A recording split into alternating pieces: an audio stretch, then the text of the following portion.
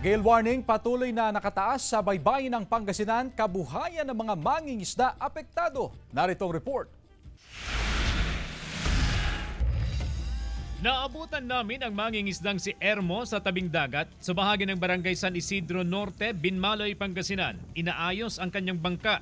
Ilang linggo na siyang hindi nakakapalaot dahil sa sunod-sunod na bagyo. Putol-putol din yung paglaot namin. Minsan malautan namin, sunod na araw hindi. Apektado na raw ang kabuhayan ng mga mangingisda dahil sa nararanasang sama ng panahon. Kaya ang ilan, nangangaas daw na pumalaot upang makapaghanap buhay. Tiyagaan lang po, minsan meron, minsan wala. So, laban lang. Pero babala ng PDRRMO, may nakataas pa rin na gale warning sa baybayin ng Pangasinan. Bawal pumalaot ang mga mangingisda, lalong-lalo na yung mga may maliliit na bangkang pangisda. Samantala, lifted na ang storm surge warning na itinaas sa ilang lugar sa probinsya dahil sa naranasang sunod-sunod na bagyo. Kabilang ang bayan ng Anda, Binmaloy, Bulinaw, Alaminos City, Dagupan City, Labrador, Lingayen, San Fabian at Sual.